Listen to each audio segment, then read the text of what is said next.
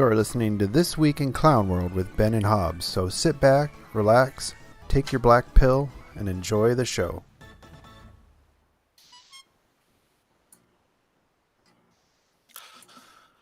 Well. Good evening, fellow harmful extremists. It is once again time for another episode of This Week in Clown World with Ben and Hobbs. I'm Hobbs, he's Ben. Ben, how are you doing? It's been a while. Yeah, was on vacation, so no show last week. I went to the eastern wastelands of America, to the old East Coast. Yeah, I saw some pictures from I have to say, quite possibly the greatest sailing vessel ever to grace the seven seas, the USS Constitution. I was going to ask you to get Captain Ironside's autograph. Still the flagship of the United States. Did you realize that? I did not realize it was still the flagship, but that doesn't surprise me. Those terrorist fucks had any brains in their heads, they would have blown that up. That would have sent a better message than anything else. I think if they would have done that, then the entire Middle East would be glowing radioactive black glass. It's so interesting to go back there, and that area is the birthplace of the revolution, and now it's just a bunch of worthless cucks that live there. Yeah, I'd say probably 60% of the people back there were still wearing masks. It's ridiculous. And there was still a couple places I went, it was like mask required. It's like, not if I don't fucking go there, I'll go somewhere else. Yep, there you go, as it should be. You don't want to see my beautiful face, then you don't get my money. When I travel, I don't like to look like a tourist. And I hadn't been to the East Coast in a while. I was like, you know what? I'll just take a couple things and I'll just buy something when I get there to blend in. But no way I was going to dress like that. I was not going to wear a pastel shirt and khaki shorts. Just wasn't going to happen. Good on you, Ben. Good on you. So I wandered around in my Wyoming Cowboys hat and Liberty gear and went about my day. Well, there you go. I'm sure you got some funny looks. He's not wearing a mask. Oh my god. The beard too. Was it no bearded men out there? That's low T. My daughter commented on that. She's like, the guys out here are they just look soft. I was like, well, honey, you're probably right. And she's 16, so yeah. Just a bunch. Good on her for noticing. Yeah, good on her for noticing. Just a whole section of America full of beta males. But other than that, it was interesting seeing all the history, where all the revolutions happened, and now they have no revolutionary spirit whatsoever. Yeah, it is sad that the birthplace of the American Revolution is now one of the places that is least interested in the ideals of individual liberty. And I guess that that kind of goes with the age. The more, I guess, settled and cosmopolitan a place gets, the more you tend to gravitate towards the state taking care of you and abdicating all of your responsibilities and everything. I'm reminded as we're talking about this, we oftentimes talk about the national divorce and splitting off and just letting them have themselves to themselves and do whatever they want. And Mike Shelby over at Forward Observer, this was several months ago, but I was watching one of his out front videos, and he was talking about the national divorce and how he initially was an advocate for the idea of splitting the country up and letting them out there to be out there on their own, doing their own thing. But then he got to thinking, he's like, no, places like Philadelphia and Boston and Washington, D.C., there's history there, and that's our history. It's my history just as much as it is their history. Mm-hmm. And I don't think that I should have to sacrifice all of the historical landmarks and the bloodshed and everything that stains that ground and the history that goes along with it, because the people that currently occupy that space have taken everything for granted.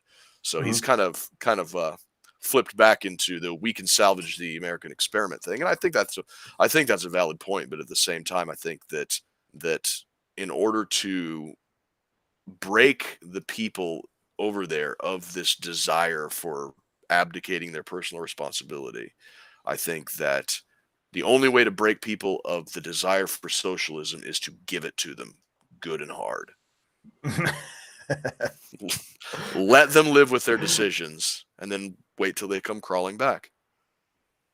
Well, and I spent a week there, so it's kind of interesting because I had some conversations with people, and I was able to observe a lot, and I kind of understand why these East Coast liberals are always talking about systemic racism, because those fuckers are the ones that are doing it. I mean, you rarely saw a minority out there. They think we're all the racist fucks out here, but you can be black, brown, whatever. Come out here, work hard. You'll be able to buy a house. Sky's the limit.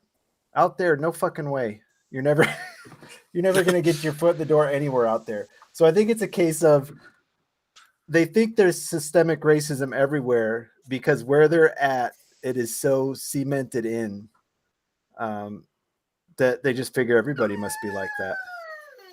And yeah, it's projection. Yeah, exactly. I think a lot of these Beltway progressives are projecting on the rest of the country. But I tell you what, man, they are all in on gay stuff. It's Pride Month out there, but yeah, rainbows everywhere. And I think that's kind of their how would he say it? Like their attempt to embrace a minority. Yeah, but it's also kind of a brand new secular state religion in a way. Sure. You know what I mean? Yeah. It's got all of the hallmarks of a religion. You've got original sin.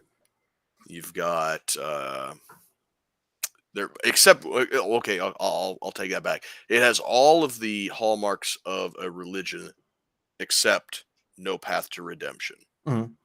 If you're one of the others that they the straight white male, you are irredeemably tainted in their eyes. There's nothing you can do. You always have that built-in sin that there is no Christ figure in this state religion to wash your sins away. Mm-hmm. But other than that, you've got the ideas of original sin, you've got penance, you've got holy symbols and relics and holy places and holy days and everything else that goes with an organized religion, save redemption and a god. Somebody commented more food plants were down. Yeah, we were getting that. So I started rambling about how much the East Coast sucks. Yeah, that pretty much sums up the trip. Very expensive. Gas was like $5.60 a gallon on that side of the country. Food outrageously expensive. I don't know how anybody middle class is surviving out there. Probably on some type of gotta be on government assistance, I guess, if you want to live out there. And I never really felt more out here, plenty of food around, plenty of water around, plenty of resources. Out there you just got trees. I thought to myself one day, man, if shit went down while I was out here, just fucked. I mean, your supply chain for food breaks out here. There's so many people right in that little area. It's just be chaos. Yeah, that is unfortunate, and that's the way. That's just the way it is. You get that urban sprawl. In a lot of ways, with going back to the national divorce thing, we don't have to fight them. We could just stop selling them food. Yeah, I mean, the urban sprawl. I mean, look at the urban sprawl you have around Omaha and Denver, though. You're still right in the middle of where all the food production is. Mm-hmm. And the housing shortage. It's no wonder there's a housing shortage out in that area. Nobody's built. I didn't see a single house being constructed the whole time I was there, except for a couple mansions. I don't think there's any desire whatsoever to build middle level income housing out that way. Yeah. Push them into And- the and cities to live in their pods, I guess. Yeah, that and what's the shit? What's the word I'm thinking of? The trying to get the permits and everything necessary to Oh yeah, the build new regulation. I mean, the houses. zoning. Yeah, The zoning out zoning. there. Right. That's yeah.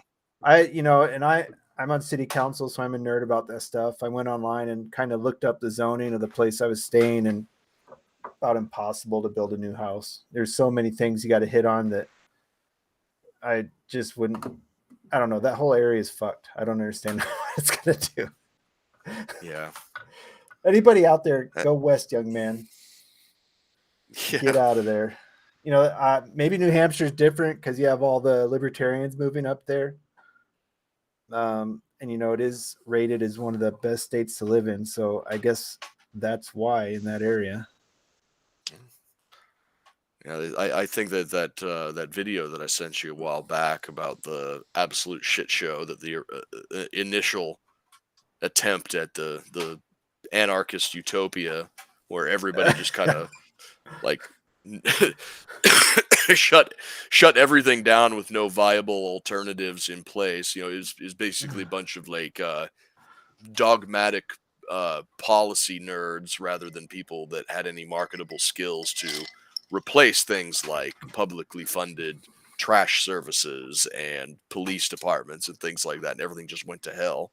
Man, I think, speaking of that, I think we're going to start seeing a flop in the value of a blue collar worker versus a white collar worker. With businesses realizing that there's so many people that they were just, during the pandemic, it seemed like a lot of business realized they were being adult babysitters for a bunch of people to sit in an office that weren't doing much. And now that people are working at home, a lot of these businesses, they weren't really monitoring the employees as close before, but they thought, well, these guys are working at home. We need to monitor them, make sure they're not goofing off. They've realized a large portion of those people weren't doing shit besides goofing off at their desk and wandering out the water cooler. So I think the blue collar wages are going to start rising up because you can't replace somebody that has to go on site with offshore or an AI program or whatever. And white collars is going to start decreasing. That's my prediction. The inversion of the pay scale. Yeah. Yep. Yeah, because those on-site blue collar jobs are going to they're going to demand a premium. It's like, well, why should I come and actually go someplace and bust my ass in manual labor and make right. essentially peanuts? Well, some goofball in his underwear and a dress shirt from his home computer is making 10 times what I can. Yep. I'm going to go do what that guy does. Yep. Which I think it's how it always should have been. I think blue collar, maybe I'm biased, but I think blue collar has been undervalued for a long time. Especially with the cost of college anymore. What do we got going? How did you see the mass shooting here in Chattanooga? I didn't hear about one in Chattanooga. No, I did not. Go ahead and put some details. Go ahead and put some details down in the chat, Luke, and we'll maybe get to it here in a second. But people brought up the food plants burning up. We lost another one, I guess. Yeah, pizza, like a frozen pizza. It better not have been fucking Totino's. See, I don't know. All I saw was that it was a frozen pizza plant. But yeah, it's starting to get a little bit ridiculous. I had it, but I didn't save the picture. Jeez. But I think it was Zero Hedge had of the last year or year and a half, the food plant timeline. We're up to like 99 now. It's getting nuts. You lose Totino's in this country, that's worse than losing beans. I don't know. My kids like the Jacks, the super cheap thin crust Jacks pizza. Those suckers are up to almost $3 now, though. Yeah. I mean, you ever had the Totino sandwich? You got a Totino. You cook 2 Totinos. You cook some pizza rolls. You put them in the middle and make a sandwich out of. Oh, that is about the most American thing in the world. But yeah, I mean, it can't be. I don't know. I haven't seen any metrics on the. I don't know how often food processing places catch on fire. I mean, have you seen anything that shows like food processing fires previous years? No, I haven't. I read an article where they said that the numbers are not that much more than a normal year, and that what we've got going on is a case of obviousness bias, where you're starting to see shortages on shelves, and you're hearing news stories about the supply chain breaking down. So when you hear a story about a food processing plant having a mysterious fire, and then suddenly you start hearing about it everywhere, and it's like, oh, these things are connected, but it's allegedly it's not any more than any normal year. But that article was back when the number was 24, and like I said, we're up to Mhm. 99 now. So things are escalating. Yeah, and I mean, there's shortages of everything. So I can't imagine that equipment to rebuild those plants is going to be very easy to get. And I can't imagine you can just lose 99 plants and not have it affect something.